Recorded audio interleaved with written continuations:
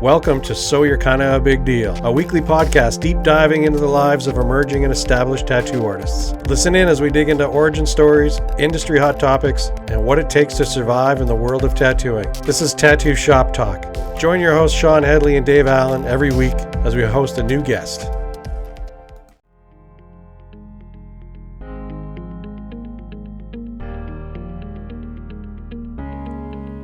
It's no secret Dave and I have a good guy connection, but we have a great relationship with many respected suppliers. Working with Lucas Ford at Classic Tattoo, I saw firsthand the blood, sweat, and stress he went through building Good Guy. Creating products for your peers is no easy task. With many to critique any small missteps, including myself, tattooer owned and family operated since day one. With Lucas, Rob, and Natalie at the helm, you know exactly what you are getting. High quality products, fair prices, and excellent customer service. Shop, support, Good Guy.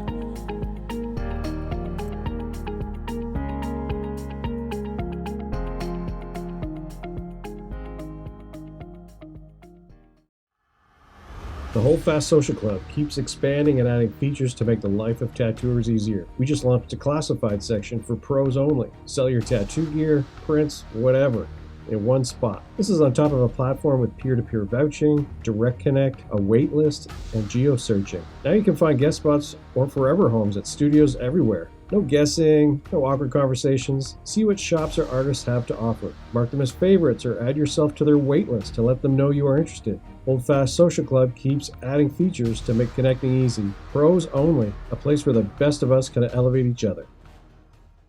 I feel like I should put glasses on just to be like you guys. Well, yeah. Yeah, but you look dumb. We look good. That's not what, no, that's not what my mom told me. No. She said I'm smart. I just can't see shit without them anymore. Really? Can't, I'm lucky I'm nearsighted, so I can tattoo without them. But any sports or anything I do, I gotta have fucking contacts in or glasses on, or else I'm gonna fucking just hurt myself. No, it's the opposite for me. Yeah, I was actually rolling once in jiu-jitsu, and 5 minutes in, I was like, I'm wearing my fucking glasses still. I'm surprised nobody said anything. Oh. No, man, one of my training partners actually trains with a toothpick in his mouth. Oh, Jesus. Yeah. You need to have the glasses just for eye protection. No, totally. Yeah. We're good at jiu-jitsu, but we're not very smart otherwise. So, yeah. But life has its trade-offs. Oh, absolutely. Man. Yeah. Awesome. Jeff, thank you so much for joining us on So You're Kind of a Big Deal. This episode, of course, is brought to you, everybody, by Holdfast Social Club and Good Guy Supply. And we're going to start with the very generic, like we do every week. Tell us who you are and how you got your start. Yeah. Okay. Well, I'm Jeff Croci. Been tattooing in San Francisco Bay Area for a long time, but 26 years in total. And I don't know, maybe it's not kind of a funny start, but I really wanted to tattoo.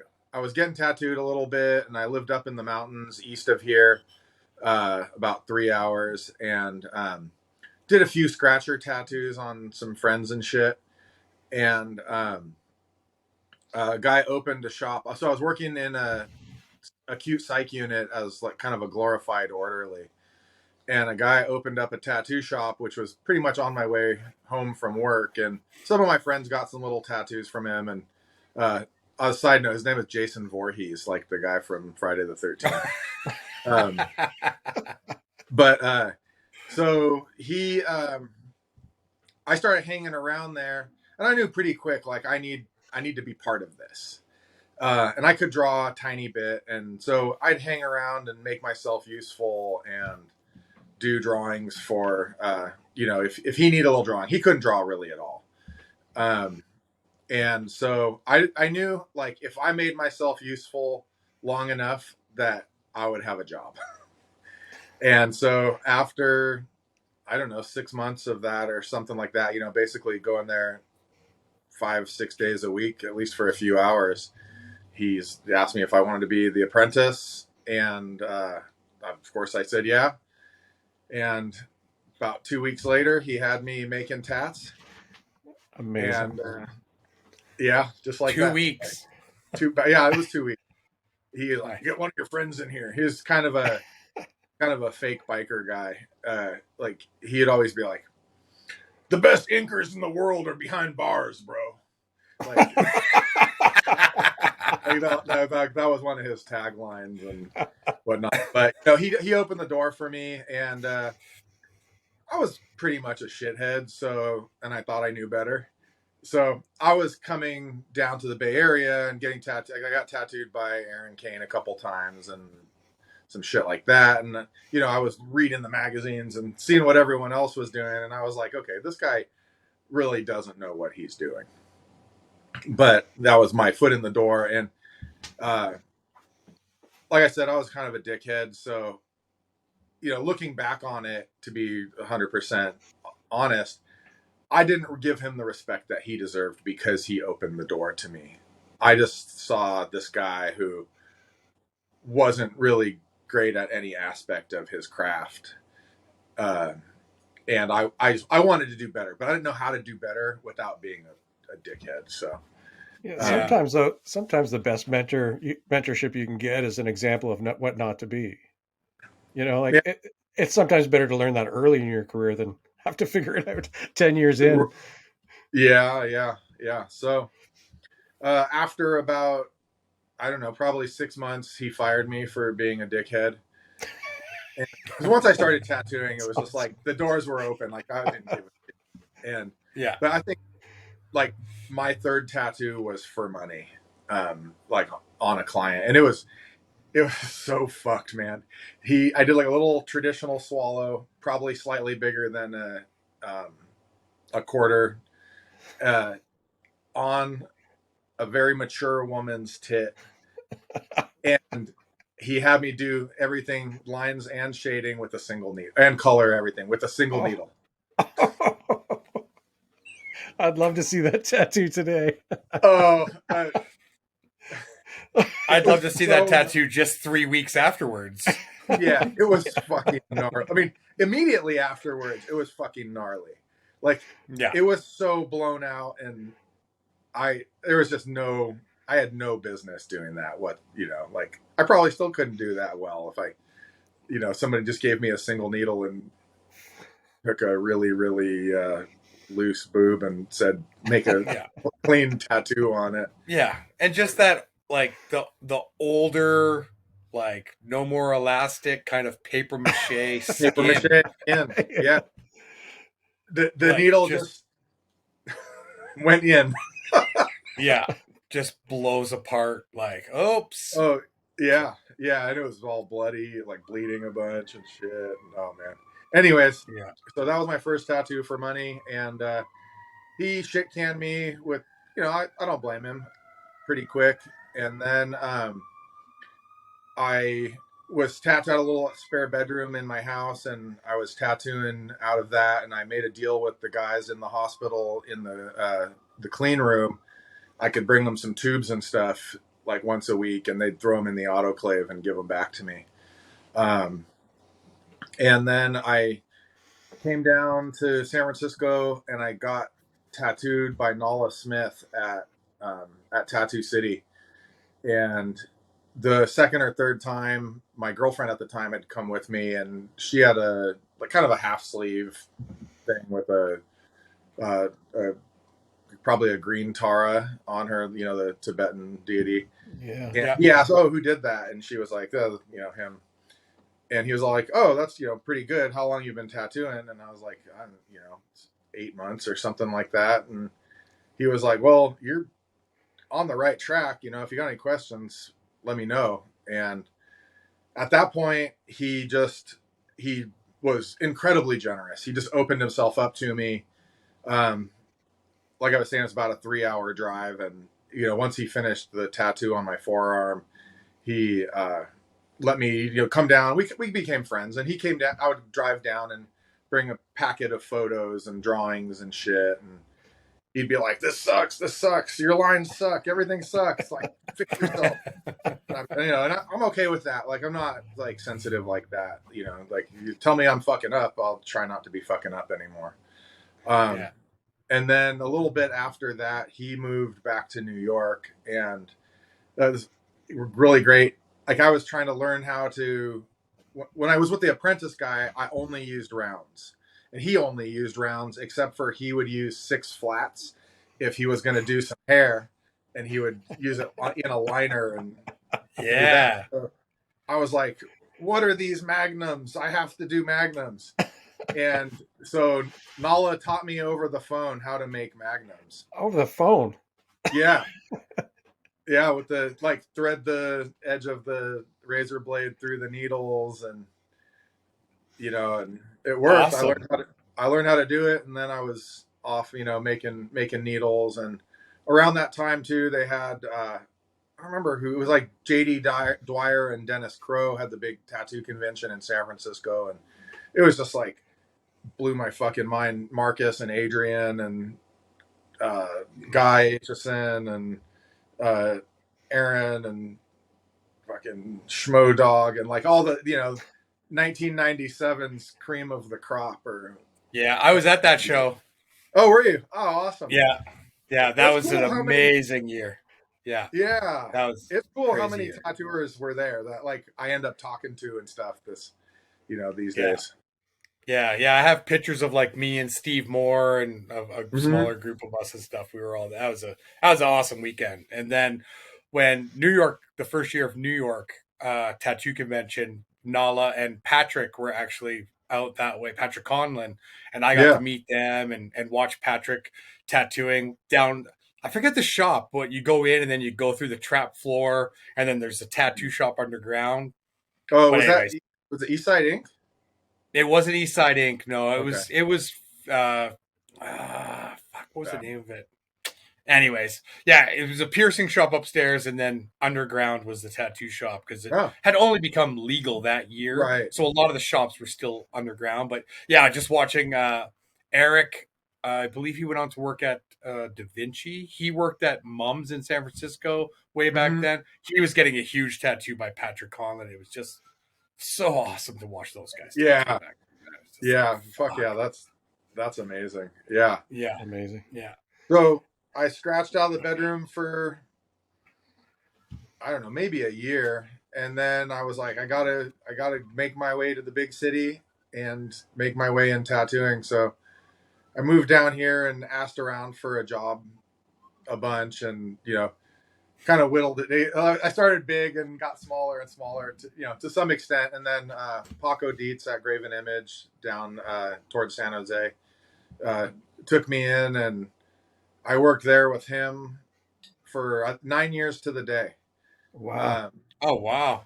Yeah. And I haven't worked very many places. And things ran their course with him, and I had met Jason Condell in the meantime, and I was actually trying to get a job with Orly Lokiao at Humble Beginnings in San Jose, but Orly told Jason, and Jason hit me up and was like, "Hey, I heard that you're looking to move on," and they had opened Seventh Son, I think a year before that or something like that, and so I got the job at Seventh Son, and that was amazing and a dream come true. And I did actually, for about 2 years, I worked in San Jose with Orly 1 or 2 days a week, which was super cool. And he's just such an amazing person. I don't know if you're familiar with him as a tattooer or anything. I'm actually no.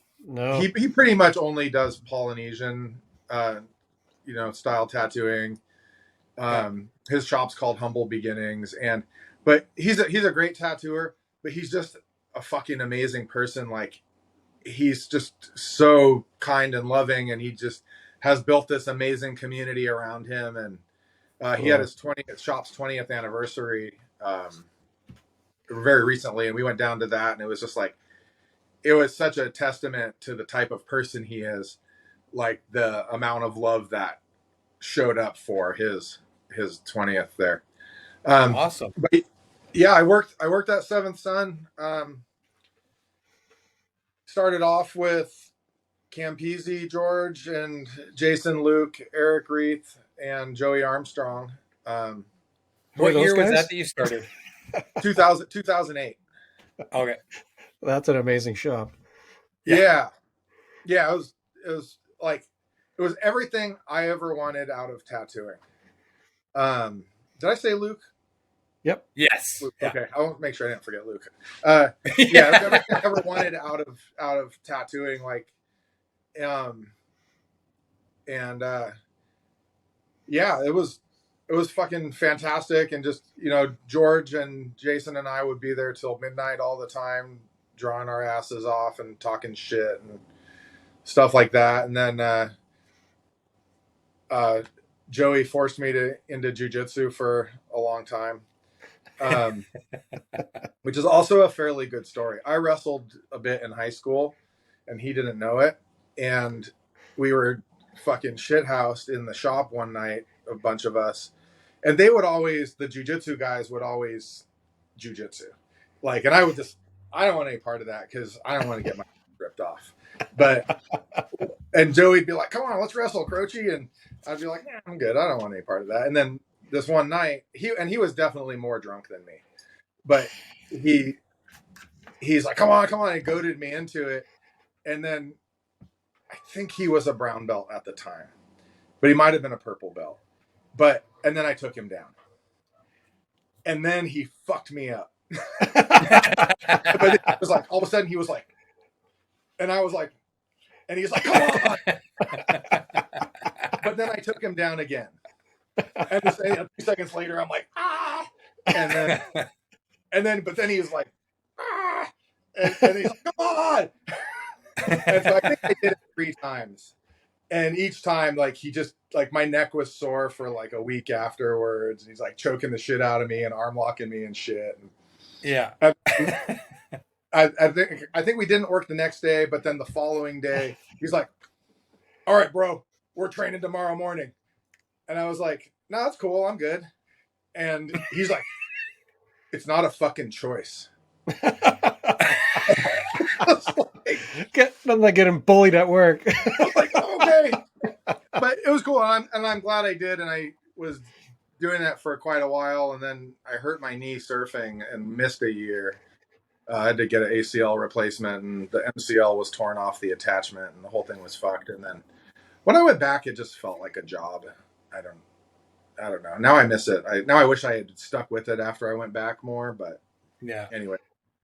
Yeah, because you guys used to have Kurt Osiander come and bum around your shop, didn't he? I was there one day. I was in your shop one day. Yeah, okay. And he was there. And I couldn't believe it. I was like, I don't know anything about fucking jujitsu, but I know that guy. Yeah. Kurt was there every day for years. There sometimes he'd be drawing or just being crazy, and that's who I trained under. I mean, it was at Half's, but okay. I almost never saw Half. Like in the 5 years consistent before I hurt my knee, I can't say I saw Half more than 20 times maybe. Yeah. But it was Kurt, and Kurt was my teacher, and he was just fucking fantastic at that.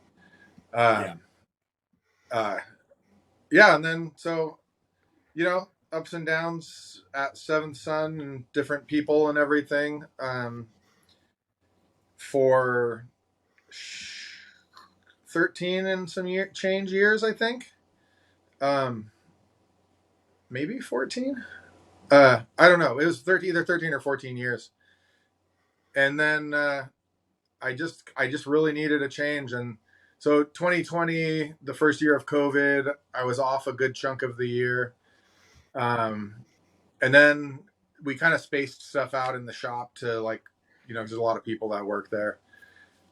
So we changed the days, and I was working by myself a bit. And then I just I guess I just came a little bit to that point where I just, like, really needed a change. And so Cindy Maxwell and she had been there and then left and then briefly come back, and then she was ready to leave again, and we opened up a private studio together. Nice. Cindy's awesome. Oh man, she's fucking fantastic and incredible Great tattooer. Fuck, man. Yeah. Yeah, I did a Yeah. guest spot in Seattle at uh, Dark Age. no, Slave to the Needle. Slave to the Oh, Needle? yeah. Yeah, I met her there. I couldn't believe her work. It was just like, who are you? Fucking, it's Yeah. awesome. Yeah, and just a sweetheart. Yeah. Yeah. I love watching her tattoo, man. It's like her back, like, she's just like, just tattooing. And then it's like magic. The background is like this uniform or perfect gradation of soft grays and stuff. And yeah, I love her work, and I feel really lucky to get to spend my time with her. Yeah, Awesome. amazing, amazing. I And had that's still in the San Francisco Bay Area, yeah. Yeah, yeah. So yeah, we're there, and it's been 2 years and a couple months now, and I don't totally know what the future holds, and I don't know that she does either. But I'd like to. I hope that it gets to be with her, where we stay there for a while longer, or I don't. I think she's thought about it a little bit, and I've thought about a little bit, maybe having like a storefront and something like really small, but with a storefront instead of just oh like cool. ultra private. Um, Yeah. so Yeah, All right. yeah. Cool. You were just mentioning jujitsu and stuff like that, and I was going through your IG, and I saw some pictures that I was like, I don't know if I know of any other tattooer that free dives. oh yeah, Archery, you've got some archery in there too, which is pretty rad. yeah, But free diving, that's I yeah. mean, That's a whole different thing. I haven't been the archery and bow hunting kind of took it over, but now I'm kind of, I don't know. I've been longing to get back to the free diving and spearfishing stuff. So so maybe you want to describe to people what that is, because a lot of tattooers listening probably have no fucking idea what we're talking Yeah, about. I know what it is, and it's fucking badass. Yeah, totally. so yeah, so free diving by itself, just minus the fishing part, is diving holding your breath. So like, a mask and snorkel, same stuff, maybe a better version of it, but as you would go snorkel around, but then you work on being better and better at holding your breath and being able to dive deeper and deeper, and longer bottom times and more sketchy. Yeah. Absolutely. So what's your record? uh I've hit 100 feet. God Jesus. damn. Yeah, I think like that was simply like boing, like just to do it. Yeah, yeah. Yeah.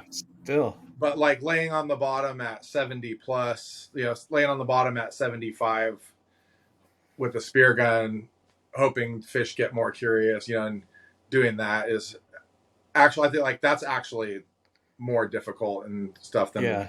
the simple diving, but Yeah. or doing stupid shit like retrieving fish out of caves at the same depths and So stuff. how long can you stay on the bottom for? Um, now I'm out of practice right now, but I could Yeah. hold my breath for 5.5 minutes when I was really in good shape for it. Wow. That must But transfer over to jujitsu. Amazing.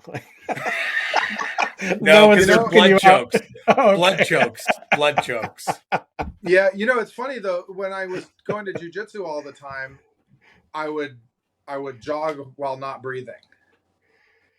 Because we start off doing laps in the thing, and I'd do like 2 or 3 laps while holding my breath, then catch my breath, then do 2 or 3 laps. And I think that the free diving and jujitsu are super compatible because you can't be a spaz. Like the worst thing you could do free diving would be to spaz out and do some crazy ass shit.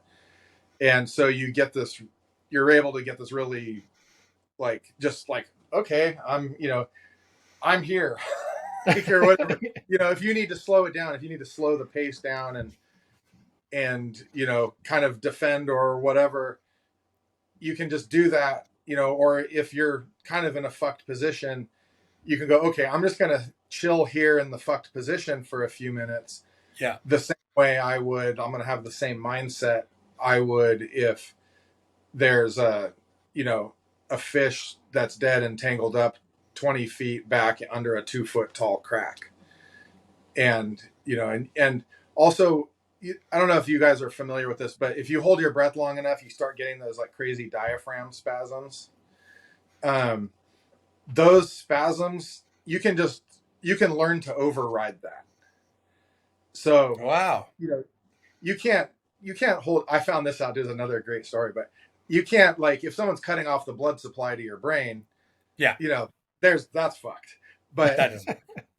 but you can hold your breath until you're like, and then go like, okay, I'm gonna like just relax through that and Yeah. like move on. And like that also, that feeling, like, you're not gonna get that kind of a choke in jujitsu, but that kind of like physical, like self, like suppression of like those like impulses of your Yeah. body to like, Yeah.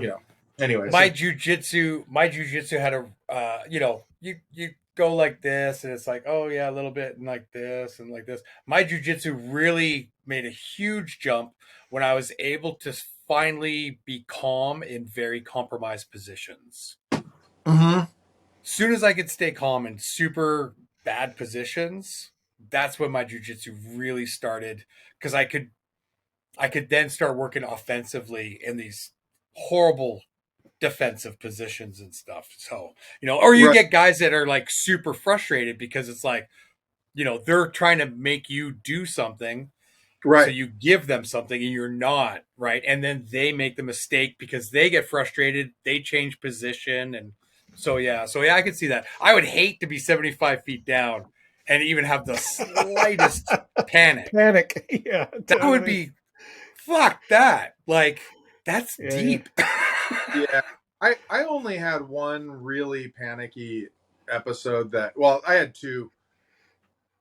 No, actually, I had three. Actually, I every time I had go one down. where I thought I was going to drown for sure. Um, I had one where, so when you're spearfishing for big game, you you shoot the fish, it takes off. You have all your terminal tackle line and stuff disengages from you and the spear gun, and then essentially you hand line it back to you and kill it and put it in the boat. So I had an instance where, when you take a rope and you go like this, and the rope spirals down onto the ground. Yeah, yeah. Mhm. I was coming up in very still water with no wind or current, and my float line basically did that into the surface. And right when I got to the surface, I didn't realize it, but I had come up in the middle of the loop, Ooh. and I shot a wahoo, and the wahoo took off at Mach speed, and it just when I stuck my head up, and the float line made a loop around my neck, and the fish was 35, 40 pound fish just started dragging me by my neck. And that was super scary, but I didn't feel like I was gonna die. Like it didn't get to that before I did like a jujitsu, like, choke escape. I ended up getting like Yeah. this, and then wrapping it off. But I got really disoriented once. The water wasn't very clear, and there was a shitload of particulates. And I dove down to the bottom, and not super deep, like 50 feet, and I didn't see anything. And then I was slowly floating back up because I had a good breath and stuff. And I think, I don't know if I stirred the particulates or there was just a change of current, but all of a sudden everything kind of spiraled like this, and I got just super fucking disoriented. And I turned, I don't know if I turned upside down or I turned sideways, and then there wasn't enough light because the water was murky. I couldn't surface. And I just was like, it was like it was like everything was good, and then all of a sudden it was like incredibly scary and psychedelic because I couldn't tell which way was up, and there's like green with like white dots going in every direction and shit like that. And after I don't know, it felt like forever, but a few seconds of that, I was like, oh shit, I'll just spit some air out. And I spit some air out, and the air went up, and I was like, okay, I'm gonna go that way. But the time when I actually really thought I was gonna drown, um, we were on this island off the Pacific coast of Baja, and right in the shore was this ship. It was a big steel hulled thing, maybe 100 feet long, laying on its side, or totally underwater. And the top was maybe like at medium tide was maybe, I don't know, 5 or 6 feet. And then this is the deck. And then the hull was like this. And there was no propeller. And there was a hole cut underneath where the propeller would have been. It had a bunch of lobsters in it.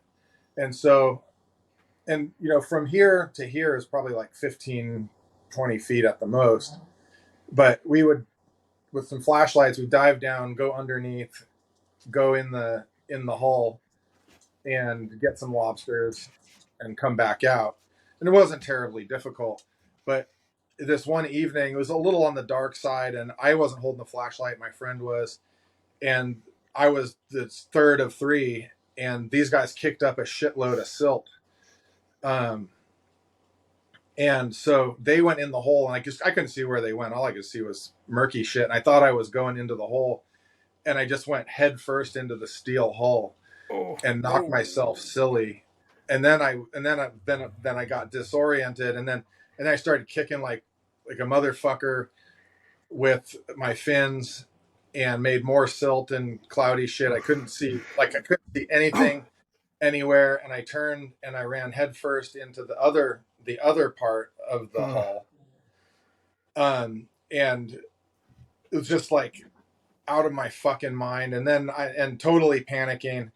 And then I went down to the bottom, and like, okay, there's the bottom, and I turned around and went back up, and I had my hands out, but I hit the thing again, and then I went down to the bottom again, and then I was like, okay, I'm on the bottom, and it was the bottom had an incline, so I just crawled up the bottom until I knew I was, or at least I thought I was clear of the hull, and then came up, and I was fine, but I thought for fucking sure I was gonna drown, and I was like, I'm gonna drown in 15-foot deep water, like after all of this shit, But that's the thing, like it's probably a little bit like base jumping. Like pretty soon, like your people, some of them die.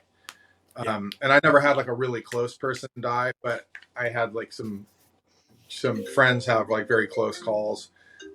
A friend of mine passed out at 40 feet and started sinking, and in hundreds of feet deep water hunting wahoo and tuna and stuff. And just by dumb luck, it was very, very clear water. And another friend of mine was standing on the boat looking down and saw him. When you pass out, you're coming up, like if this is your face and this is your back, you're looking up as you're swimming up. So you pretty much always go belly up because your head tips you. Interesting. And my friend just, Doug, saw Ken coming up, and all of a sudden he went belly up, and he dropped his spear gun, and Doug was like, oh, fuck, and just dove down and grabbed him. But, he had sucked tons of water in his lungs and shit, and was coughing up blood and bloody, at that depth, like, once you let all the air out, you, like, your eyeballs get weird and all that. The odd thing about that stuff, though, is like you can pass out and be on death's doorstep and then be completely fine the next day. Wild. Yeah, except for if you have any mental, if you're freaked out naturally. But I think Ken just went back to diving the next day after that. Oh, fuck. With a renewed sense of safety. Yeah, no doubt.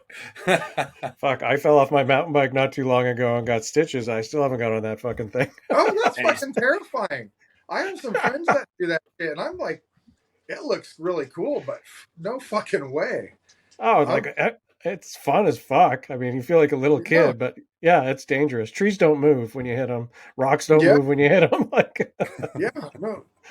I'm built pretty sturdy, so I'm okay. But I just worry about breaking my arms. I broke my arms a bunch of times skateboarding, and they're fragile. So yeah, like when I think about biking, I just think about going over the handlebars. Yeah, I've done it lots. Palms out. Yeah. No, you're like this. Right. You got a helmet on, so you're just absorb. Yeah, fuck. After we the don't last wear time helmets, I nerd. Skateboarding, I'd fall like this all the time. I just couldn't put my hands out. Like, yeah, skateboarding's Skateboarding's a young man's game. Fuck that shit. Yeah. Yeah, actually, Dave, when we're in Calgary in a couple of weeks, we'll have to have Chris David on, and then we can ask him about skateboarding. Oh fuck. Yeah. He's like, don't skateboard after 40. No. I would even say 30, unless you're pro. Bad shit. Man, Jared Clarkson still rips it up at the skate parks. Of course. Yeah, there's a few. What's his name? Paul Sluggo. Neese. Oh yeah. Who? Yeah, Sluggo's amazing. Fuck. Yeah, some guys are still out there doing it. My best friend from high school still skates all the fucking time, and he rips and skates vert and stuff and bowls, and I'm just like, oh god, I just feel so fragile when it comes to like. Totally. Oh fuck. But then I hurt myself bodyboarding really bad a couple times too. So in small waves even. I don't know. That's just age, man. That's just age. We just get hurt now. Like, yeah, you're not rubber. It's stiffer and stiffer. I got to stretch before I go to bed. I tore a tendon in my elbow this year, and I don't even know how. My elbow just was hurting, and then it was hurting and hurting. And then they're like, "Oh, you got tendonitis." And I was like, "All right, tendonitis." And then nothing fixed it. And then I went and got a scan, and they're like, "Oh, the tendon's partially torn." Oh, great. Crazy. Put some ice on it. Yeah. Yeah. Oh, should we circle this back into tattooing somehow? Yeah, probably. Well, he took his timeline and just went. Yeah. Oh, yeah. I thought I was gonna. I don't know. I thought I was gonna say a bunch of shit, and then I was like, oh well. No, it's good. A lot of different places. It's good. I got questions. This morning, and Heather's like, I worked here, and then I worked here, and then I worked here, and then I worked at this other place, and I had this epiphany, so I went over to this place, and I'm like, well, I worked at one place for 9 years, and then I worked at another place for 13 years, and now I worked at another place for a little over 2 years. That's awesome though. Like, not many people can say that. It's like, you meet people now that have been tattooing 5 years and they've worked at 9 shops. Yeah. I wonder about that. Like what drives that? Like, is it just like an unsettledness? I mean, I'm sure there's a different story for every person, but like, is it an unsettledness? Is it an ego thing? Is it they're incompatible with other people? Or I would hope they're trying to learn. Like, I know when I was starting out, I wanted to learn as much as possible, and certain life situations took me away from where I'd learned to tattoo. But then you go seek out mentors. I would hope that's what people are doing, but I don't know. And then you get to be Dave's age and have an epiphany one day where he's like, I realize I'm the common denominator in a lot of these problems. That's what you said on Heather's podcast too. Yeah. Well, you're always the common denominator in your problems. Everybody's the common denominator in their problems. Yeah, I mean, I definitely have thought about that myself. Getting cranky with people, and I'm like, maybe I'm just fucking old and cranky, and before I left. Go ahead. Yeah, and I was just gonna say, like, you work in one place for a long time, you get into a routine. New people come in, that changes your routine, and for some people, that's not a good thing, right? So it makes it difficult. Someone coming to get you, Jeff? What's that? Someone coming to get you? Is that siren outside your house? Oh, actually, no, that was mine. No, they're probably I got a crazy fucking neighbor. We call him the shitter because we caught him shitting in the alley. Isn't that a San Francisco thing to do now? I don't even live in San Francisco. Okay. I live in South San Francisco, which is its own city separated by other cities. Oh, okay. But the shitter lives a couple houses down and across the street. And one day I saw him in the middle of the day. He was looking around the alley like he was just, he looked like he was on fucking acid, to be honest.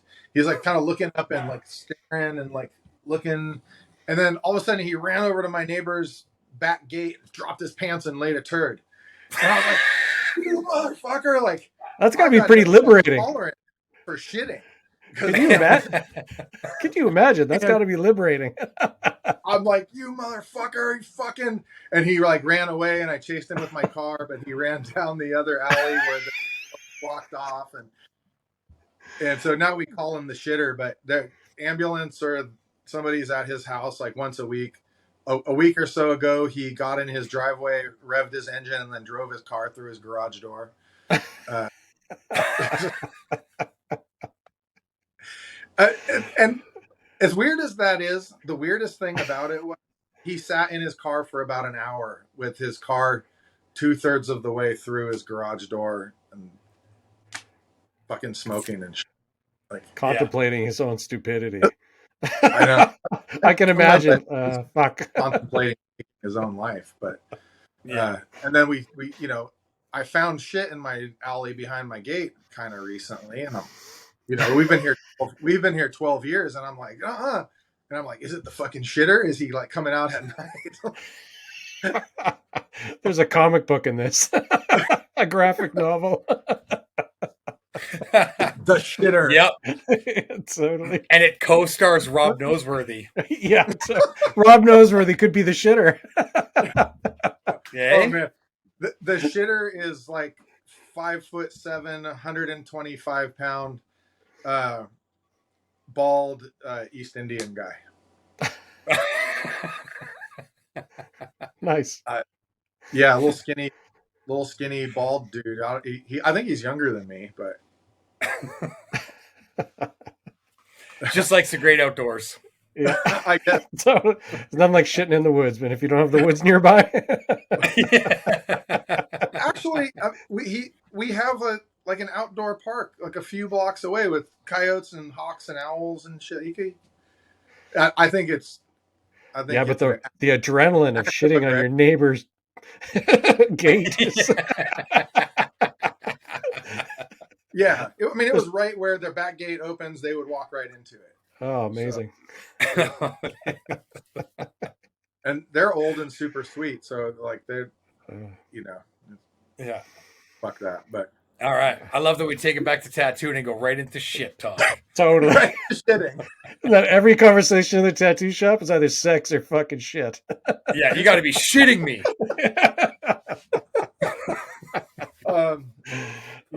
Tattooing. It's fucking great. How long have you guys been tattooing? 33 years. No shit. Wow. Yeah. I started when I was, I started before that, but I basically started when I was 18 with a professional machine. And I'm going to be 52 at the end of this year. So, yeah, I started in Toronto in 1990, but I built my first homemade machine out of a remote control car when I was like 13. So, yeah. And then I had sleeves by the time I was 17. My first set of sleeves. Yeah. So, yeah, long story. Dave, you're 23 years now? 20 years tattooing, 23 with the apprenticeship, and hanging out in tattoo shops for probably 26 years. Yeah. Okay. Yeah. I did every job imaginable before that, included cleaning toilets before becoming a tattooer. Yeah. So you definitely were drawing before you started tattooing. Were you doing other art? Were you painting a lot too, or no? Did your tattooing shape your art, or did your okay, all right, yeah? Tell us about that. So, my dad, he's still an artist, kind of for a living. Like he sells paintings and shit. But he was a film industry illustrator my whole childhood. And before, so his first job was on the first Star Trek movie. Oh, right. Sweet. Which, like 77 or something like that. And before that, he was more of like a fine art painter. And we lived really rural, a few hours north of here on the coast, and our house burned down to the ground. And I don't really know how it happened, but we were living at my grandparents' house. My stepmom got 3rd-degree burns from her knees to her feet. She was in the hospital for 9 months or something like that. And my dad got a job on working on Star Trek at MGM, and we moved to Santa Monica, Los Angeles area, and my stepmom, I think she was still in the hospital when we moved, and then got out pretty much after that. And so there was always drawing. There was always these illustrator guys coming over, and sometimes they just go out and paint or whatever. And my dad's friend, the first thing I really remember like learning how to draw, like actually draw, was a Sherman tank.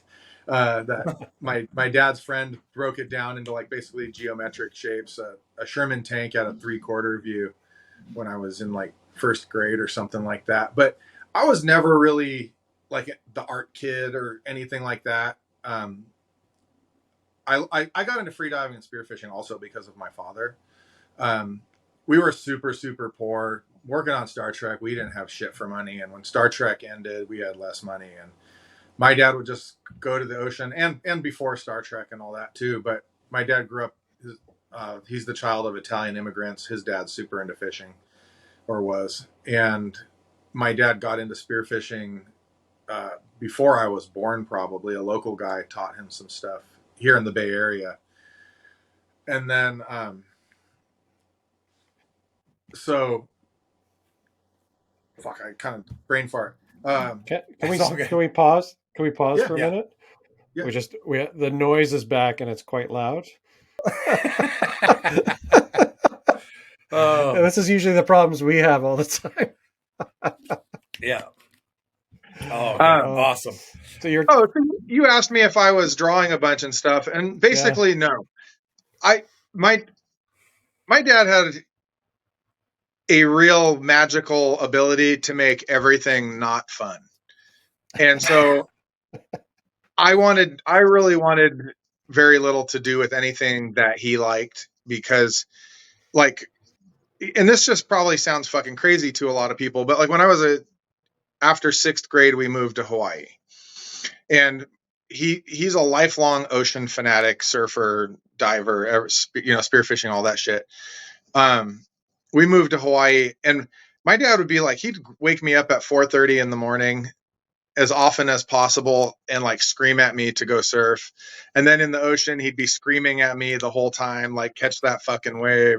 Fuck, paddle, you're just sitting there. What are you doing? Ah! Like, and I'm just like, I'm just like kind of timid kid and shit. And so I was like, I don't want to be an artist, but if I had something else to do, I was doodle or whatever. And then when I became interested in tattooing, and I apprenticed with Jason Voorhees and stuff, and I was like, okay, well, this is important. Now I have to do this.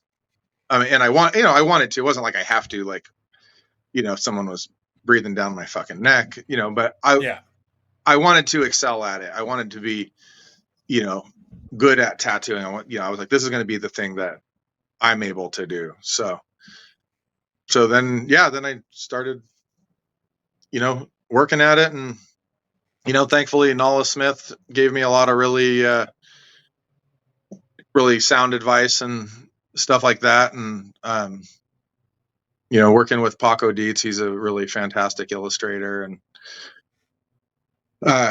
that sort of stuff. And then, moving on with all the guys at Seventh Son and stuff, and I think my dad's work in film and whatnot, and being around those illustrators and stuff, really shaped like what I see today as good tattooing. Is like, it took me a really long time to go, like, everything that isn't an amazing illustration can be a good tattoo too. Yeah. Because I just had like this kind of bullshit attitude about it. Like, oh, and I learned, the error of my thinking, Yeah. But, so how did you settle upon the style? Like, you do biomech and you do Japanese stuff amongst other styles, but that seems to be your predominant focus. How did that come about? biomech was really the thing that, like, when I saw like Aaron stuff and like old Marcus Pacheco and Guy, like, that was the stuff that really like I was into tattoos like ever since I was a kid. Actually, a friend of my dad's who's still around, he's covered in tattoos from Lyle Tuttle. Um, and he used to like work at the Lyle Tuttle Tattoo Museum, and um, so as a kid, this guy Larry was around, and Larry had snakes and tattoos. Uh, um, and so, uh, but when I saw like biomech stuff, I was and it's kind of sci-fi-ish stuff, I was like, oh, that's the shit. Like, and I could relate to that because prior to that, like, like the stuff I saw was like Japanese stuff, and you know, as a fucking 20-year-old like skateboarder, punk rocker, and in 1992, I guess I'll be 20. I just didn't, Japanese shit didn't resonate to me, and traditional American tattooing was like, oh, that's like fucking old army guy shit, and I was like, oh, biker skulls are cool, and I see like some punk rock tattoos with mohawk skulls and some shit like that. But growing up with like all the film guys and like my dad had all the H.R. Geiger books on the bookshelf and Cool.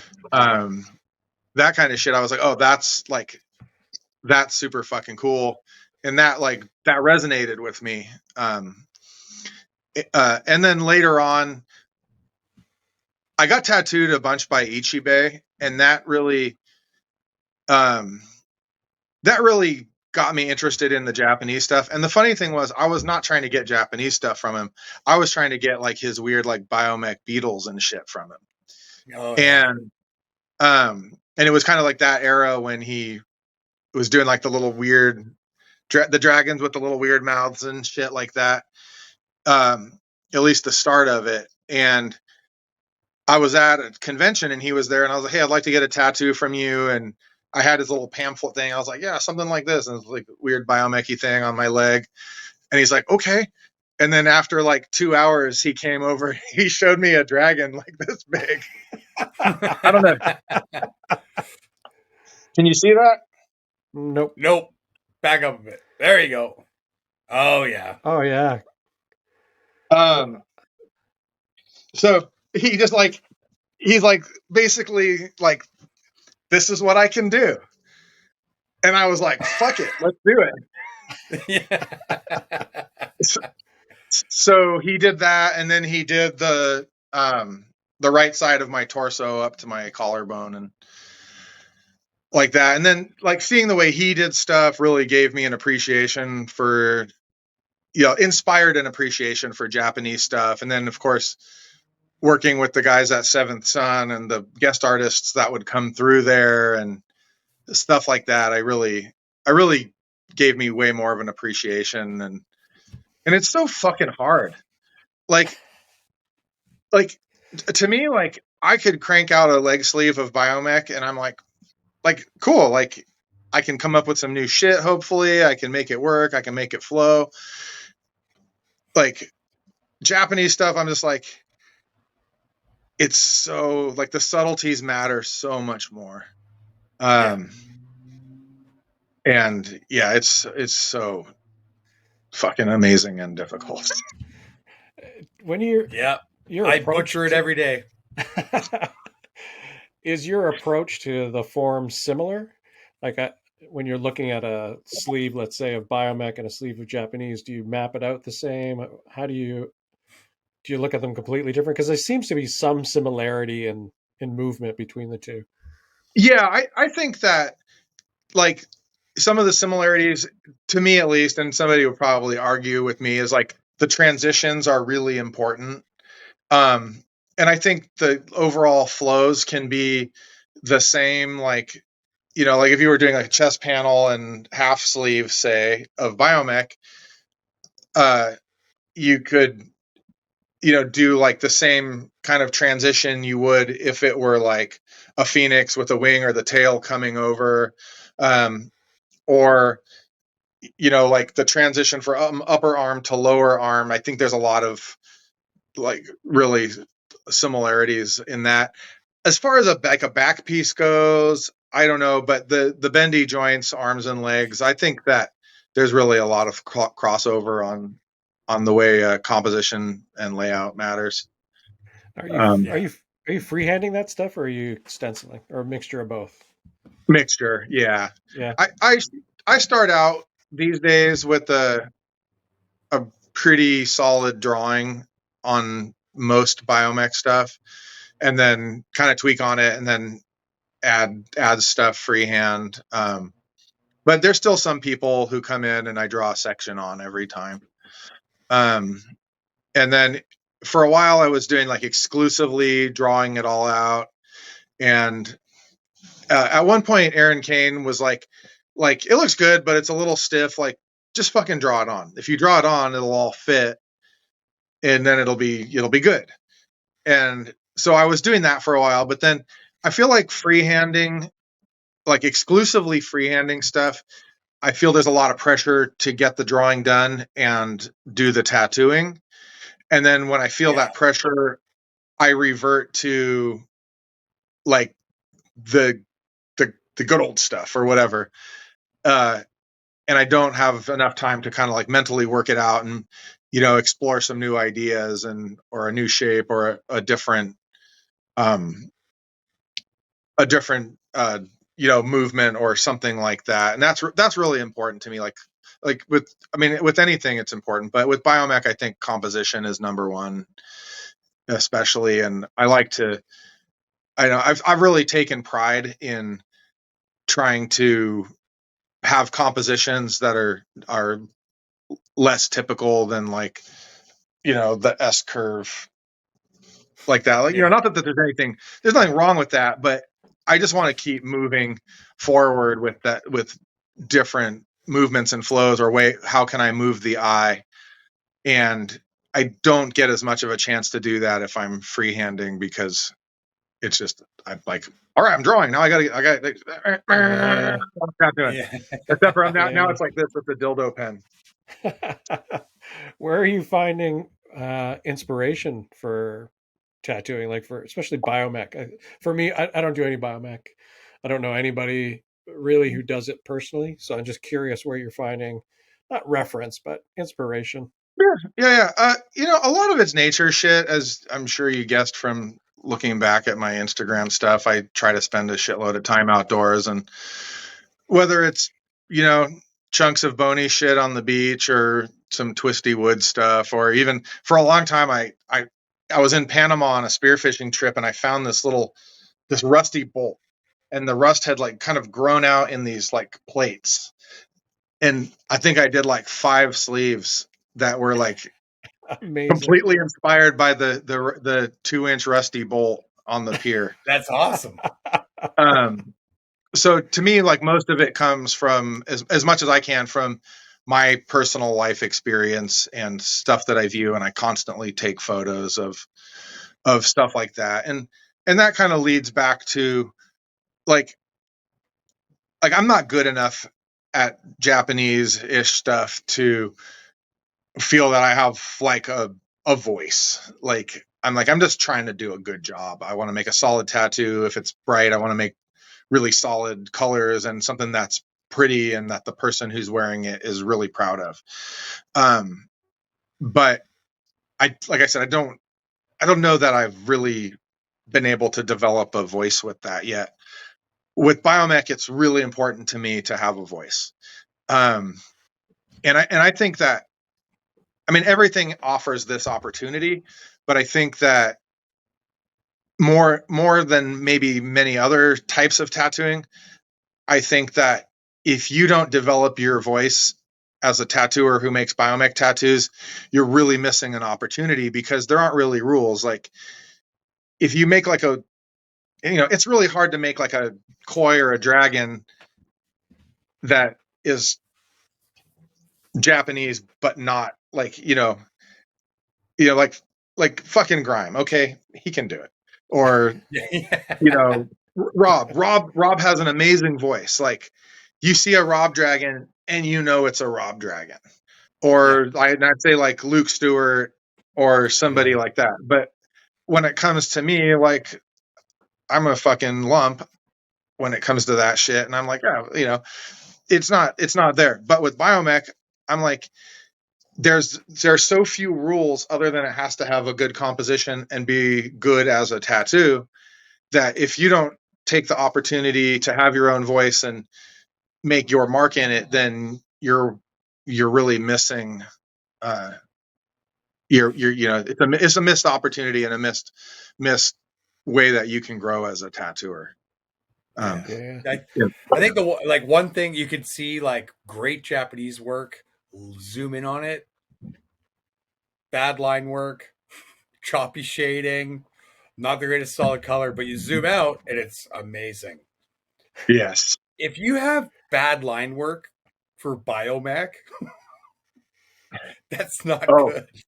I don't think my line work is really not very good. I fucking come on. I just think it's different. I think there's I'm gonna send a client to you to look at up close. I think for certain things, I think technical really helps in the style, and I think biomech is definitely one of those styles where it's like,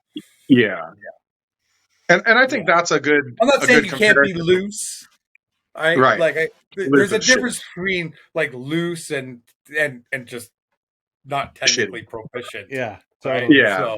So there's a San Francisco technical loose, right? And then there's the rest of the world where it's shitty. There is a big difference. Young people may not know that yet, but we all know that stuff. So yeah. But I think that kind of goes back to the similarities too, is like you said, like when you step back on the Japanese thing, it's amazing. And 99% of the time that's the composition, right? And that's the same thing with the biomech. Like those two things really depend on composition, as opposed to like like a traditional tattoo or something. Like, if it fits good, and I think there's like other elements that kind of can take the place of a great composition with like a smaller, like traditional type tattoo, or even like a single point Japanese tattoo or something like that. But as far as like coverage and large scale work, I think that, I don't know, maybe it's just all the same. If you do a large scale tattoo and your composition sucks, you fucking blew it. Yep. I know that for me too. When I was coming up, tattooing in San Francisco was like, that was the pinnacle, that mecca. Everybody was moving there. I remember when I went down there for a trip to do some filming and stuff, I couldn't believe the quality of tattoos walking around and the artists that you'd bump into. Is it still that? Is San Francisco still that mecca, or is it changing? Because I know San Francisco's changing and going through a lot of upheaval. I don't think so. I mean, I think that there are really amazing tattooers in San Francisco, but I don't think it has that energy the way it did in 2000 or whatever, like that kind of, for lack of a better term, like that golden age. And I think that one thing that tattooing, and maybe everywhere it's more homogenized, but I think San Francisco tattooing has gotten a lot more homogenized. There's a lot more of the idea of, this is a tattoo. This is what a tattoo looks like. And now there's some more like kind of black worky people or fine line dot work people or whatever that do beautiful tattoos. But I think in that like Primal Urge kind of era, and maybe shortly thereafter or whatever, there was this tremendous drive amongst tattooers to further or push the limits of what could be done, but also still be a good, readable, solid tattoo. And now I think, and maybe there's just limits to that, and that's the extent of it. And, but also I think, like, fuck, everywhere you go, there's fucking amazing tattooers. Yeah. And if they all went to San Francisco, there would be 5,000 of them or something. Do you think a lot of that change you're talking about the homogenization of style or whatever? Do you think a lot of that's we can put that on the clients as well as artists? Like, what back in the late '90s, early 2000s, the clientele was different, and what they were asking for or willing to trust an artist to do was vastly different than now, where people have way more access to stuff, and they're like, I want what this person has exactly, or I don't know. I've honestly never thought about that. I just assumed a lot of it had to do with social media and the internet and stuff. It's like, and I'll probably refer to her like 7 times because I was listening to the podcast earlier this morning. But what Heather was saying about, you used to have to go to conventions and look at the magazines and, Yeah. search. There was a lot more searching for stuff. And yeah, now it's just like, it's like a bucket just poured on you of amazingness. Uh, and so, I mean, I think clients know better to some extent, but I think a lot of it still falls on the tattooer. Like I find like if a client's like, "Hey, I would like this," and if I'm really inspired and I'm like, "Oh, we could do it like this," and blah blah blah. If I get jazzed up about it and I'm like, you know, we can do something extra or whatever, then I can, you know, transmit that to the client and they get more excited. Whereas if Yeah. I'm like, yep, it's a peony. Like we'll do the peony. I do the peony and it looks like a peony and that's how the peony is. And that happens too. But Yeah. Yeah. oh, Yeah. crazy. Sometimes people just want the peony, right? right. Like all the extra energy is just not, so yeah. But yeah, I've said that to guys for years. I'm like, if you have a drawing that you're not super jazzed on, but your client's there, you have to be jazzed. Because if you Yeah, walk Right. up to them and you're like, yeah, here's your drawing that I worked on for 8 hours and like I think it worked out. Like it's that's just okay. not good, right? It's like that's great if you're beating yourself up artistically. Don't do the tattoo if it's actually, a bad drawing, like you actually fucked it up. But it's like Don't if put you're that on your just not client. feeling inspired or something because the client's idea wasn't overly inspiring, I'm like, dude, you have to fake it then. If you said Yeah, yes to Yeah. doing the tattoo, like you got to make that person, jazzed about the tattoo. yeah, And customer then service. well, yeah, and then I find a lot of times too, like then when they get jazzed, it'll actually make me jazzed because I'm Yeah. like, oh yeah, I fucking forgot this isn't just a job. This is something that I really enjoy doing Yeah. because of this. Because I have this person Yep. literally 2 feet away from me, and I have to share this space with them for however many hours. Like I Yeah. was tattooing my buddy today, and she was hating it. She's like, "This is my first raw dog tattoo in 10 years. No pills, no, creams, no nothing." Because I told her no, and she was dying, but she was loving it. And every time she'd like look down after I'd pull a huge fucking 14 round line on her, she'd just be like, "That's gonna look so amazing." And I'm just like, "It's gonna look amazing." It's just like Yeah. it just gets super awesome, And it's like, and I was like really stressed out with this drawing this morning, kind of putting it together. It's a whole leg of just cover-ups. So I'm like freaking Oof. out and like put that stencil on, and I'm just like, I think this is gonna work. And you start lining it, and I'm like, yeah, this is gonna work. And 45 minutes into it, it's like, fuck yeah. And then she's dying, but then she's like super jazzed, and I'm getting more jazzed. And then I started feeling more creative because then I was like, oh fuck that. That part's boring. Let's like alter that and let's do this. You Yeah, know what I yeah. mean? So yeah, And it builds absolutely. I up know what you build mean. up your own confidence right there on the spot. Yeah, for Yeah. sure. Yeah, Yeah. yeah, And sometimes you just do there's nothing wrong with doing like, I'm going to just go back to the peony for whatever fucking reason, but Yeah. you know, you just do a good peony. Like it sometimes doesn't have to like break the bank artistically or whatever, or creatively, I should say. But you just do it and you do it fucking good and you make it nice and you are super stoked on the client and the person and everything works out and Yeah. like that too. It's I don't know. It all goes, but just being like, "Man, that's the same old shit. Like this is the one thing and this is how it goes and it Yeah. just makes you fucking tired at the end of the day. Totally. 100%. Yeah. Yeah. And you get some people where they'll do that post where they'll post something and be like, you can tell they're not happy with it because they'll post and then they'll like type something like fucking not my usual thing. It's like, okay, your client's gonna see that, right? Right. Yeah, I mean, I will do that, but I'll be like, not, but I'll only post it when it's not my usual thing, but I'm really excited about it because Yeah. Yeah, exactly. Yeah. I felt like I overcame it in some way. I was like, I did, I did a dancing pig, and and I was a little bit nervous about it because it was a memorial it was on a friend, and it was a memorial for a friend, and the person who died was a older dude. He was a Vietnam vet, and he had whatever the pig and the rooster thing is, Yeah. but he only Yeah. had the one because I forget which direction you got to go for which, but I think if you cross the equator, you get the pig maybe.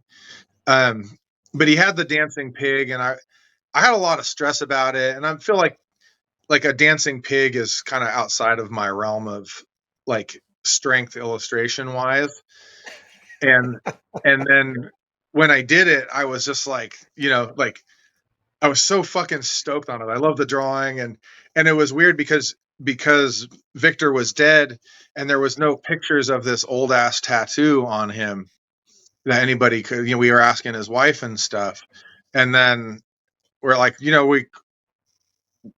we think that's like, is this a good enough? And um, the guy who has it, I don't know why I can't remember his name right now. It's killing me.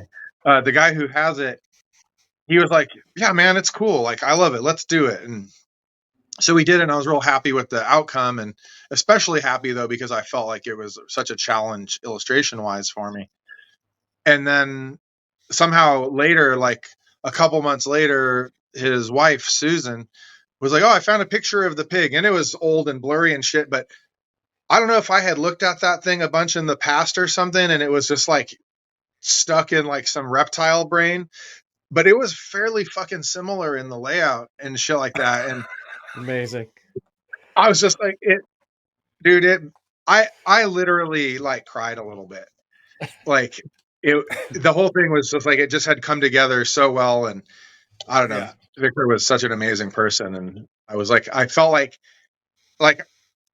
when I saw that, I felt like I had done the whole thing justice. And the guy wearing it is cool as shit and loves it. And so, Yeah. Oh, that's Yeah. amazing. Those tattoos, like that shit stays with us forever.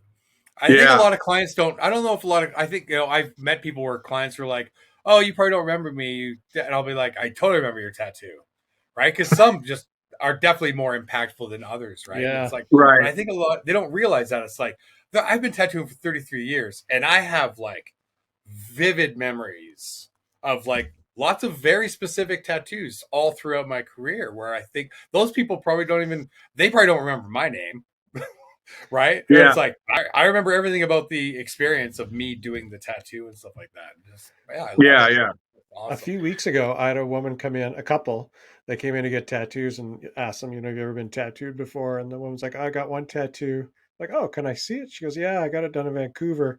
It's a battle axe. And she showed it to me, and I was like, I did that tattoo at Sacred Heart, I think, in my first year of tattooing. It was 20 years ago, like, but you remember, right? Like, it's like, I don't remember you, but I remember the fucking tattoo. Yeah. Yeah. Let me fix Like that for you. the names go away almost immediately. And Yeah. then the faces stick around for a really, really, really long time. And then you remember the tattoo forever. Yeah, Yeah. totally. Every once in a while, though, somebody comes in with a tattoo and I'm like, did I do that? And they're like, I don't think so. Like, I might have, but I don't know. Like, I'm like, where'd you get it? Oh, I don't remember. Like, Don't okay. remember. That's always a fucking weird one to me. When somebody tells me they don't remember where they got the tattoo, I'm always just like, okay, now that's fucking weird. Like, if you don't Especially remember if the it's like person, a decent size. yeah, Yeah. Like Don't remember the name of the artist, the name of the shop, nothing. yeah, yeah. yeah. Yeah. Sometimes I think maybe they're just being like kind of weird and shy or something, and No, I I don't know. think they came to the tattoo shop with 8 of their friends, got tattooed, talked to their friends like crazy the whole time, never talked to the artist, and moved on out of the town. I think that's what that is. Yeah, that's very possible. Yeah. When did you start painting? Fuck, I don't know. Like, I don't know. were you I painting can't. in I your don't. were you like were you painting flash in your apprenticeship, or were No, you I've starting to do never that more painted. further? I've never done a sheet of flash or anything like that. Okay. Um, I went straight from tattooing, getting fired, to doing custom tattoos in my house, to doing custom tattoos in a shop and a little bit of flash on the walls. But I've never drawn a sheet of flash or anything. And I challenge painting, you. I dude, challenge you. I've started a few. I've started a few, and I don't know what it is. Like I look at it and I'm just like, this is just the worst shit ever. Why am I like shitting on the magic of tattooing by doing this thing? Um, sorry. It's like every Uh, time I paint something. uh, I I really was painting. So for a while, I was doing a lot of like marker illustrations of biomech stuff mostly. Um, back in the day, though, I would do like little custom uh, colored pencil, like Prismacolor tattoo designs on tracing paper, like the way that like Grime and Marcus Pacheco and those guys would do them, like super saturated and stuff. Yeah. But man, that's just fucking horrible on your hands. Like Fuck yeah. you have to white knuckle that thing to death and grind it like to make that like smooth. I gave up on that.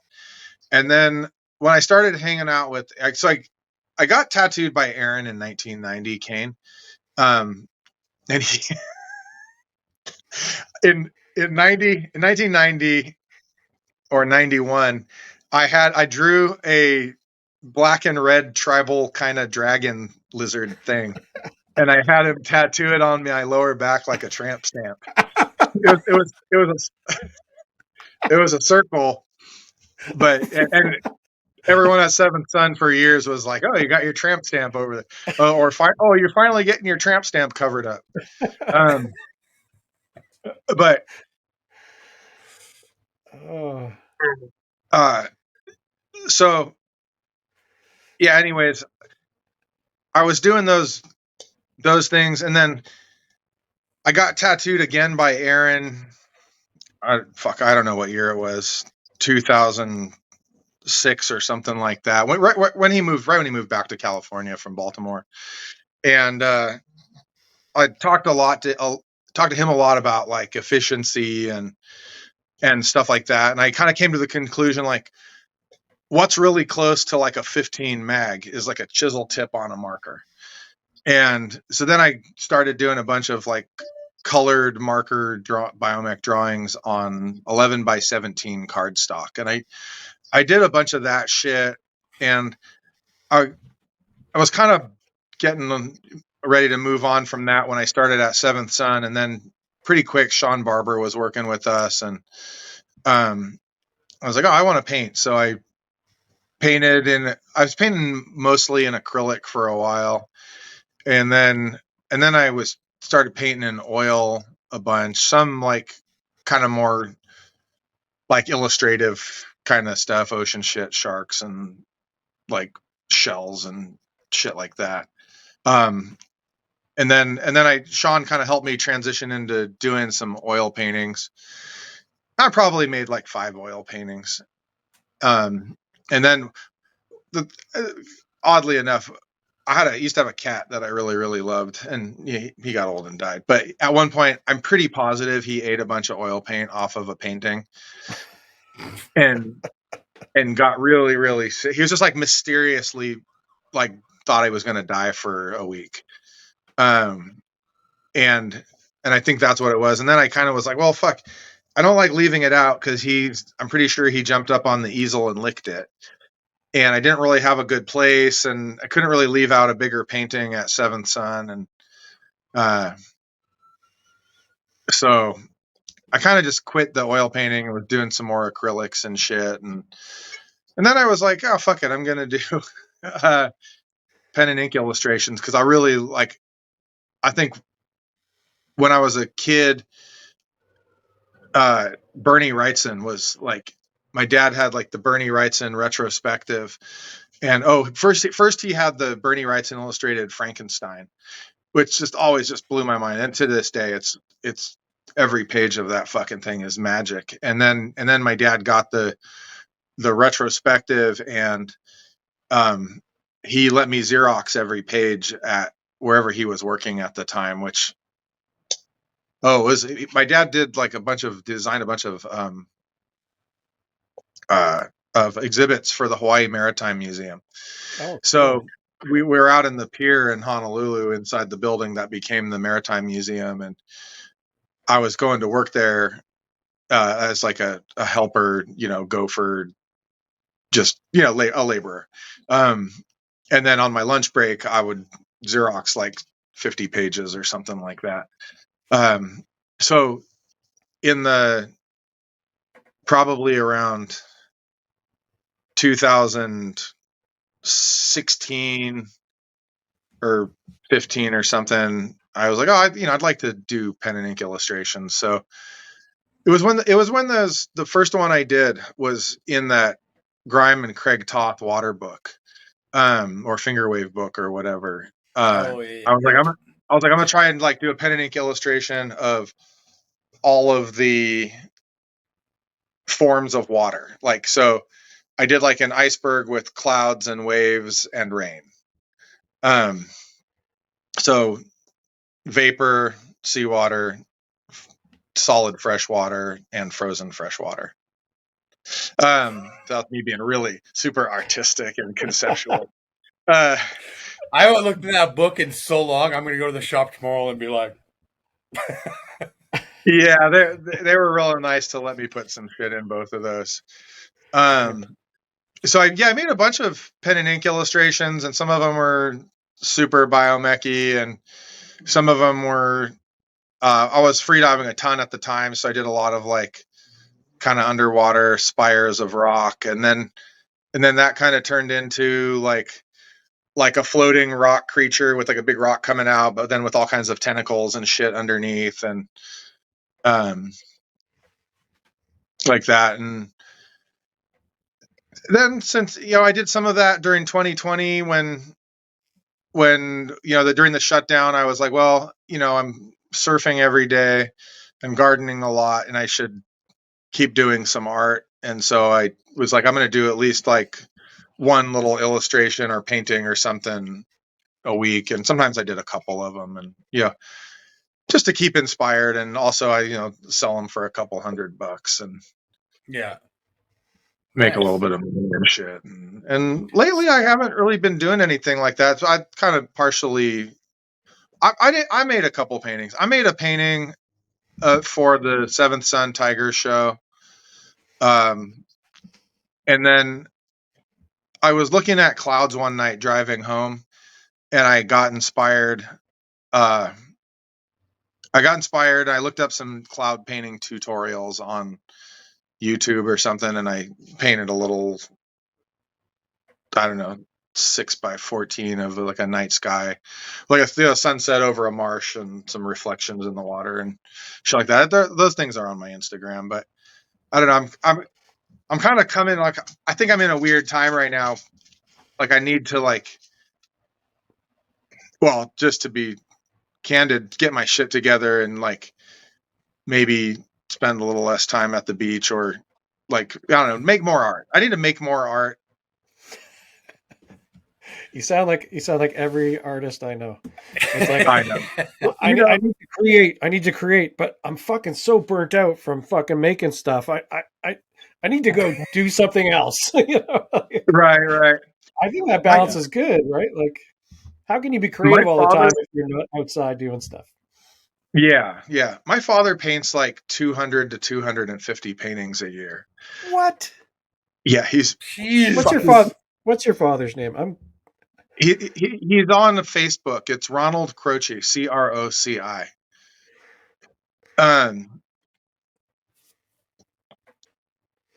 He's not. He has an Instagram, but like I set up for him, but he's like, man, I don't use that. I just use Facebook. And he paints. Oh, He does all this amazing shit and paints it, and then he sells them on Facebook for like $200. what? Um, not all of them, but like he lives part of the year in Hawaii. They 20 years ago, him and his wife bought a house, and they're able to rent it out 8 months out of the year, and that pays the mortgage for the whole year. And so he's at 950 feet elevation, but as the crow flies, pretty close to the ocean. So he'll have like a page with like 6 studies of cloud and lights from the morning till the night. And he'll do one, and he's like super incredibly efficient with it. And they'll be really cool, like stripped down and cool, obviously a study, but he's like, oh, they're just like 40 minutes or 30 minutes or something. Or he'll go and snorkel.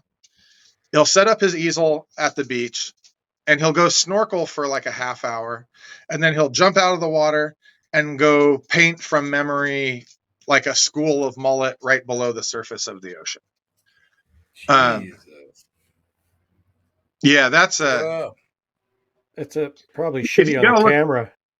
you gotta find some like that's like you gotta find some like he does like this weird shit. Well, I can't see that one. Move it to one side. Other way. Yeah, there you go. Oh yeah, the kelp forest thing. Yeah. He really likes to paint abandoned cars in Hawaii. And so That's a like niche. yeah.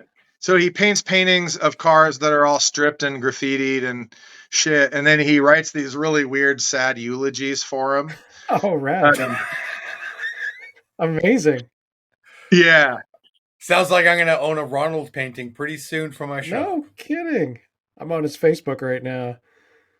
Yeah, if you go through there, there's just hundreds of them, and that's like It's just a fraction of crazy. them. And a lot of those paintings, like if you see like a cloudy sky at the beach with some waves off in the distance and stuff, a lot of them are like an hour and a half. And I'm Oh just my like, how God. the fuck do you do that? And he's like, because I don't correct. He's like, he's like, oh yeah, that he so he did an illustrated world history of surfing a few years ago. His friend wrote it, and he did like 400 illustrations and paintings or something like that for it. Amazing. But the outrigger canoe stuff is cool. I race and paddle outrigger canoes. oh yeah. So he did the There's he a did book the poster for the big canoe surfing contest for a couple of years, and amazing.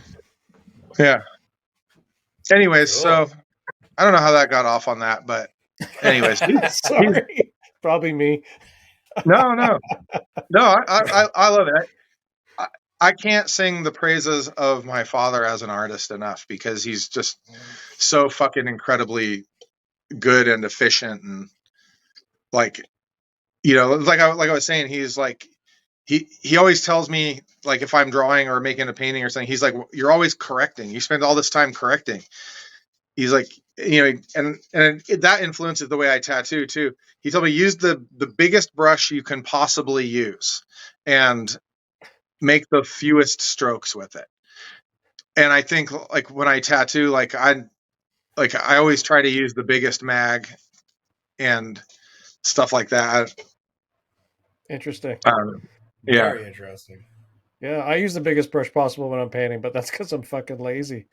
I'm just like, yeah. And also technically, if I use a small brush to try to make this fade or fill this area, it's going to look like shit. But one brush, I could do one big stroke real quick. Yeah. Oh fuck, amazing. All right. But Well, singing you were saying every artist is saying that they need to get their shit together and make more art. And there's like the one guy I think he constantly cranking it out. I hope he's getting out and having fun too. Yeah. Singing the praises of artists. I guess let's get to that question that Dave likes to ask everyone. Oh yeah, the best part. He's changed it up a little bit. Changing it. Yeah. Oh, okay. Yeah. This is a surprise. Pressure's off. Who are Okay. who are the top 5 tattooers you want to get tattooed by? Or Oh, would like to get tattooed by? And by the way, if I've anybody got wants like to sponsor this portion of the show, just get a hold of us and we can make that happen. Yeah. Yeah. Kinda a big deal podcast at gmail.com. Yeah. I've got a. I mean, I don't really want to get my neck tattooed. My neck, hands, or feet.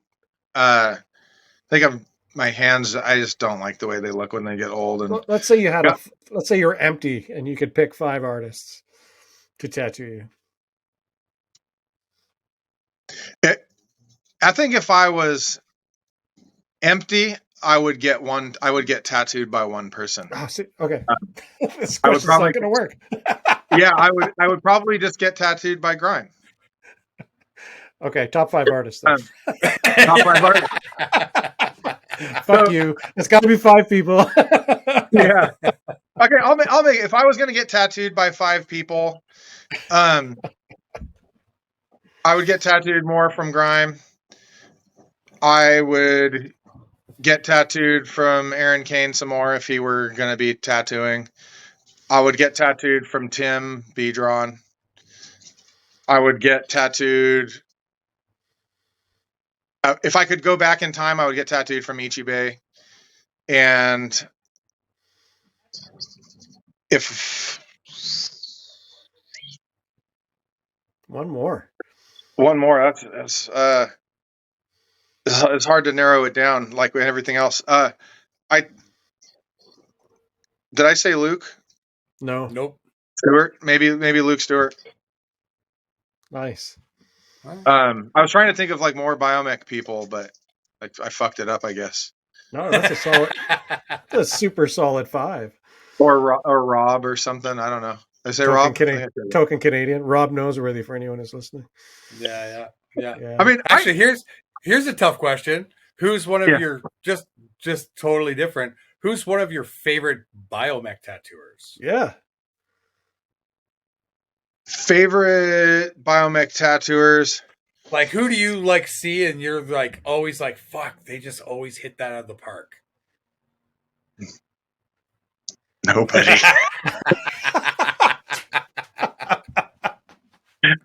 They all suck. I was hoping you were going to say something like that. Biomech guys aren't competitive at all. I want all the business. Jason Vogt. I love Jason's art. I love Jason. I love Jason's art.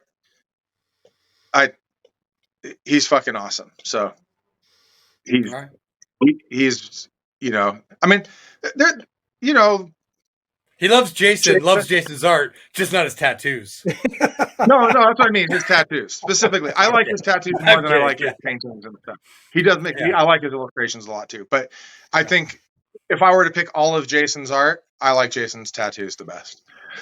Marco Velasquez, I really like his shit. Marcus Leonard, I like his shit.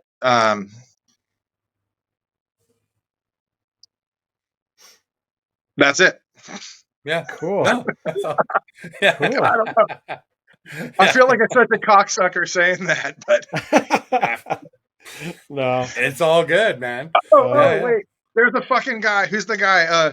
I don't know his name. I think his name's David something.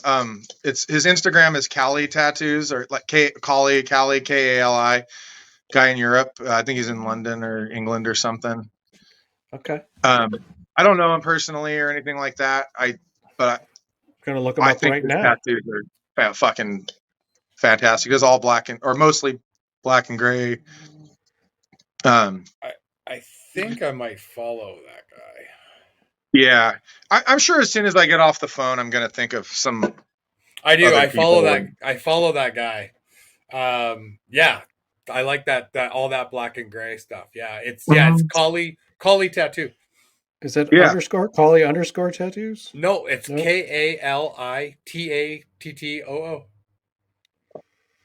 Oh, I've got an S on there. That's why. Idiot.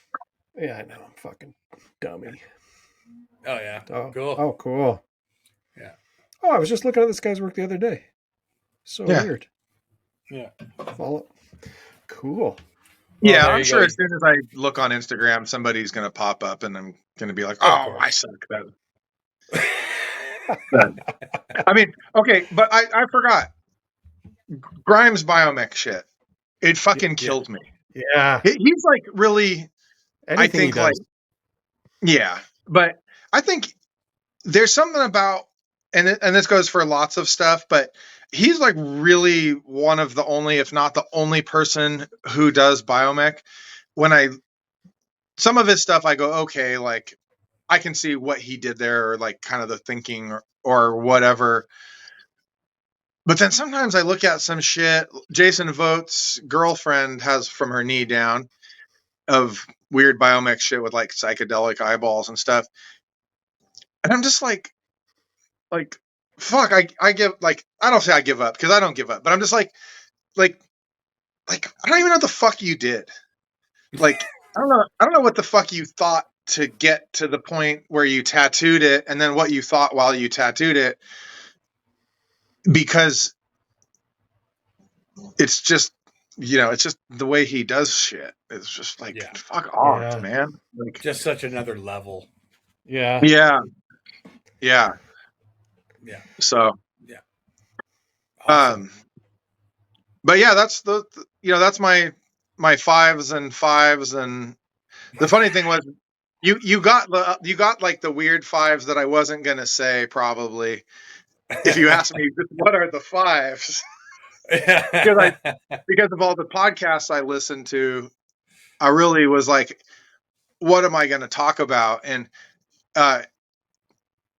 really what it came down to for me really was like people who, how do I say this? Like, to me, when I think about like a person who's a good tattooer, like I try to think of like a person as a whole, like not just their tattoos. And Grimes is a great example of this because he's a fucking fantastic, intelligent, smart, great person. He treats people super well. Is really inspiring in general, like him as a person. And so I was thinking like, who are people who like I look up to like that? And I think like, so you're going to get that other list now. I had a like feeling. it or not, you're going to hear my fucking list. But like, I'm just gonna beep every name out.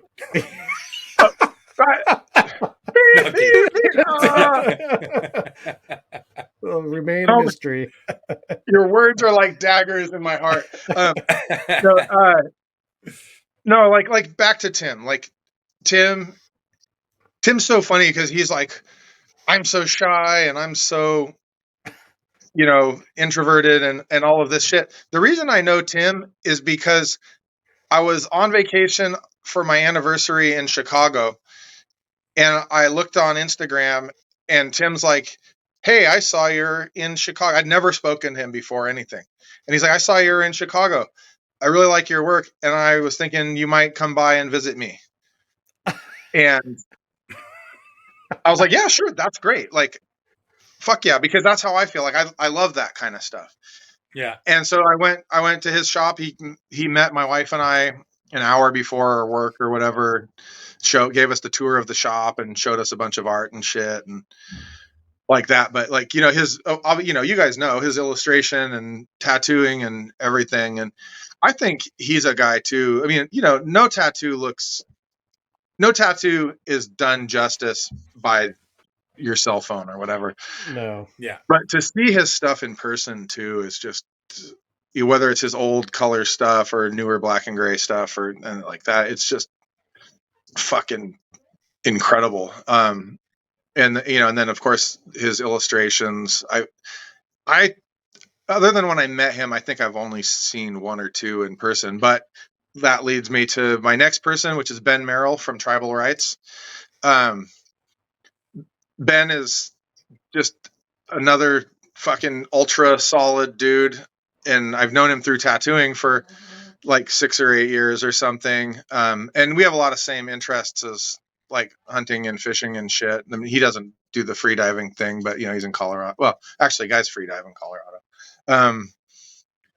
But I really like his art and his tattooing. He's a great technical tattooer, but also just such a nice, solid person. And like, his interactions with people. And I went there this month, and we went to hunt elk, but I went and met his family a couple days beforehand, a couple days afterwards. And like his interactions with he's got, like, I think his kids are 14 and 12 or something.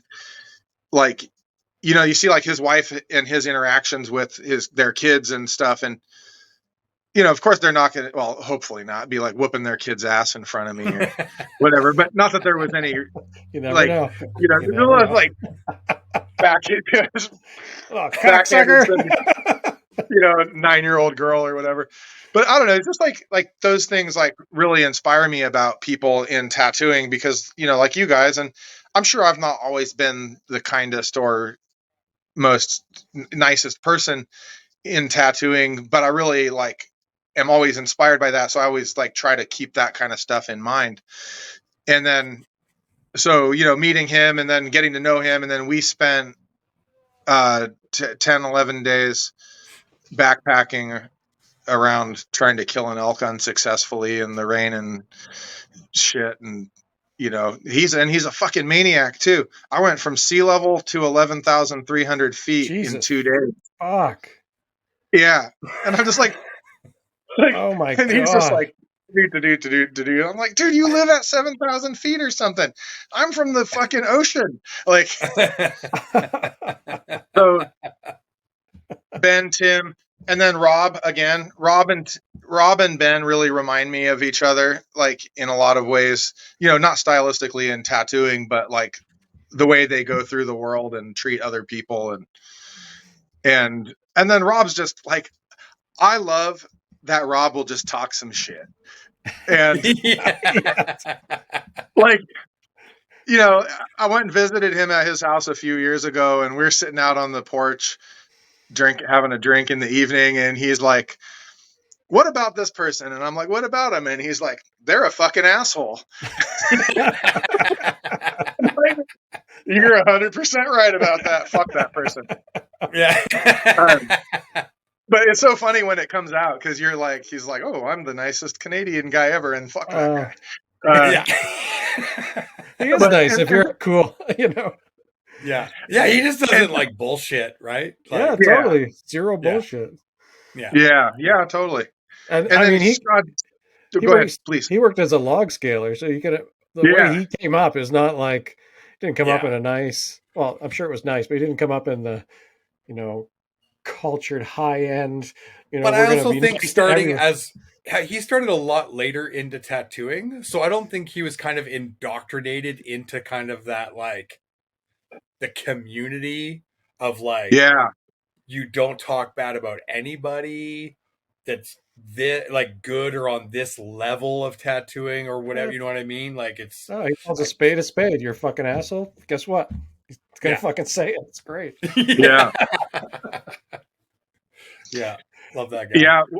I met him at that Calgary convention the second time, and I was just having a really fucking miserable time. I was there with Joey Armstrong and Nick Shaboya, and Joey is on my favorite list people, but we were just having a fucking terrible time. I was just like, I just wanted to torch all tattooers to the fucking ground. We'd go out to dinner with a bunch of dudes at a steakhouse, and these dudes would just be like fucking shitting on the waitresses and sending shit back and just being the worst fucking examples of like shitbag tattooers. And I avoid those cool tatter dinners usually for that reason. Dude, I was so fucking bummed. And we were next to Rob and Steve, and I think Rob Job might have been in there with them, or maybe he was just hanging out because he was friends. But then on the last night, I think it was, they were like, hey, come, like, fuck those guys, come get dinner with us. And I was just so fucking relieved. Like, I was like, can I hug you, and like, you're my savior now, because I've been fucking surrounded by this worst examples of shitty douchebags. And so we went and got sushi and had a bunch of drinks and stuff like that. And I've been friends with Rob since then. And and then also his ability as an illustrator and like, fuck, I was going to do an alligator sleeve, and I was kind of making some sketches, and I'm like, hey, can I like text you? I'm like really struggling with this composition and stuff like that. And he's like, yeah, of course. And I sent him, and then he's like literally like 5 minutes later, he's like, try this.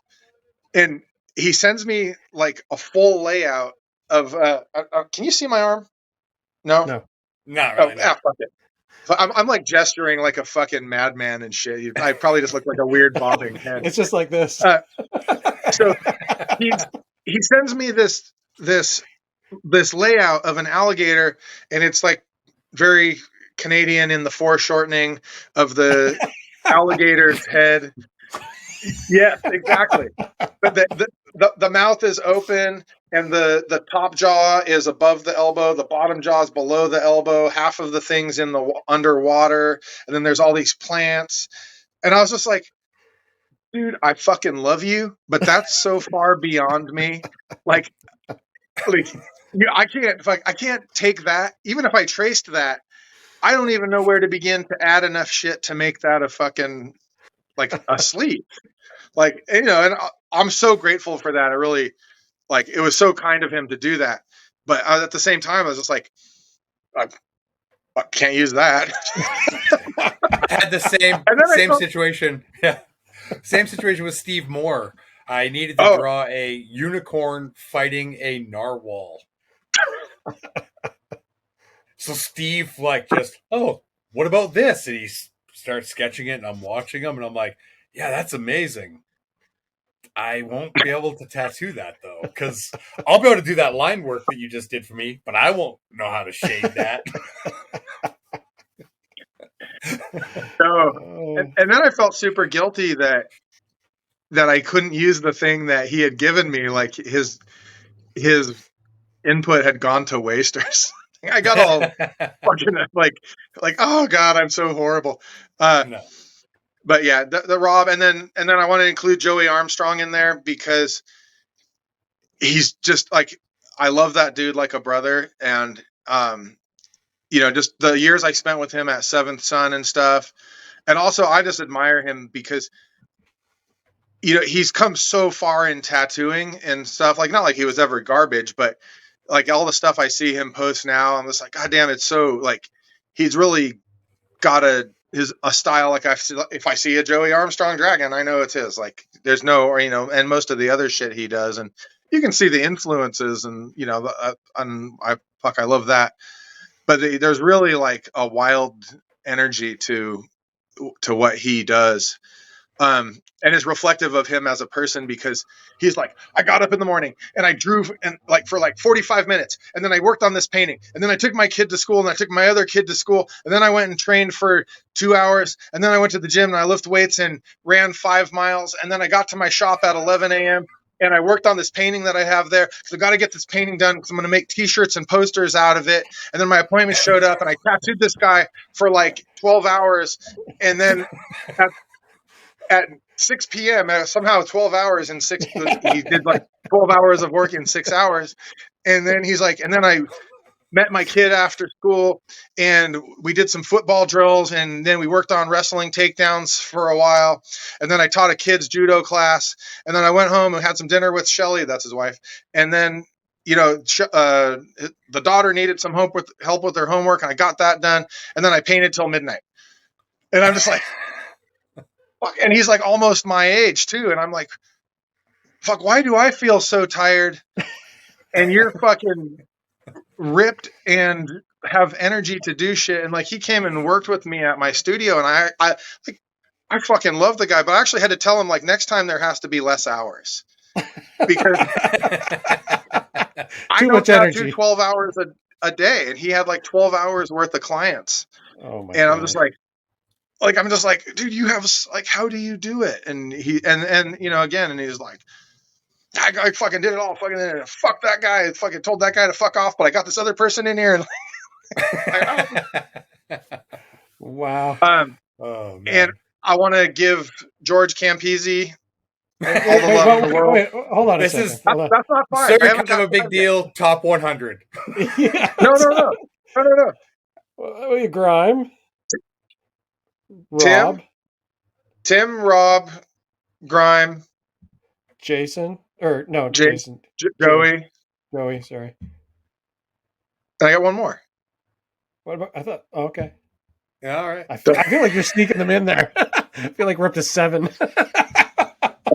Well, and we have the previous list, and then we have the previous list. If we're up to 7, then So I think apologize. we're around 18 total right now. We're gonna have to split this into 2 episodes, and one will just be Jeff's favorite people. all my favorite people. All right. Fuck. Anyway, there's too many. Yeah. George Campese, he's the best, and Cindy Maxwell, she's the best, and I'm done. Okay. I'll leave it there. Awesome. Sorry. Yeah. No, No, it's it's all amazing. good. It's all It's good. amazing. It's probably the This best was top 5 we super ever had. But definitely the best top 7 we've ever had. That's top 15. Yeah. We're gonna I'm start gonna just another podcast. I'm just going to do an edit clip of you saying different Names. names. Sorry. Oh, fuck. It's gonna be even funnier when you beep them all out.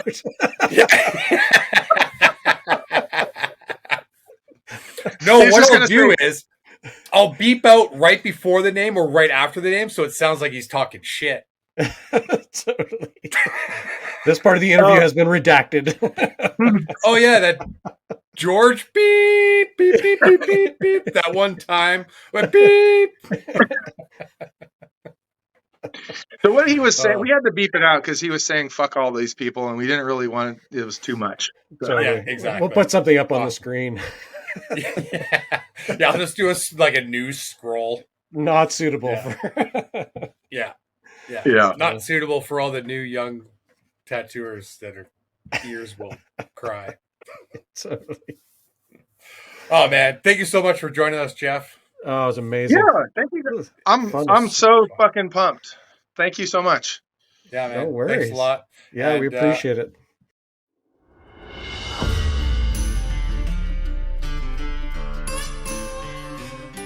It was great getting to know Curly and this amazing guy that tattooed with one arm. You know, the customer had to stretch his own skin. So I did get blood poisoning from him twice. Yeah, twice.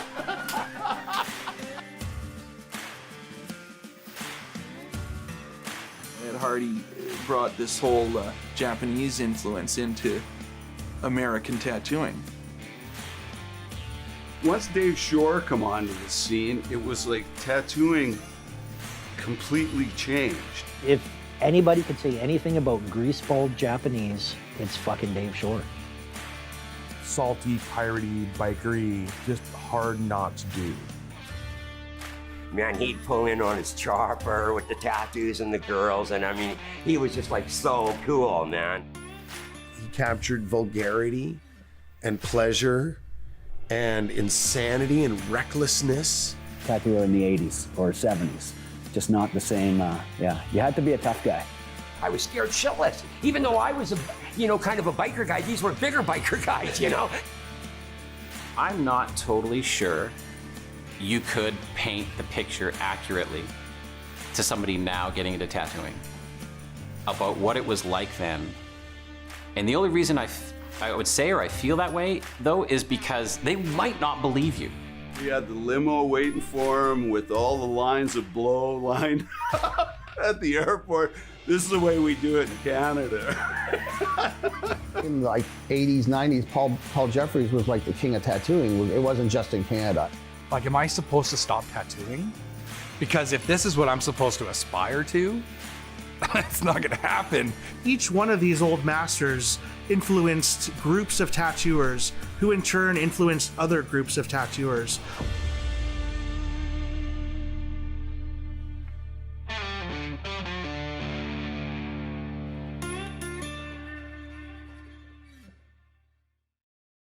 The True North Strong tattoo book. This is a massive tattoo encyclopedia of Canadian tattooers. 350 pages. It's an 11 by 17 coffee table format. Shawn and Dan worked tirelessly to get this thing out, and sadly it never made it to print, so it's available for free download at theholdfastsocialclub.com and championtattoo.ca.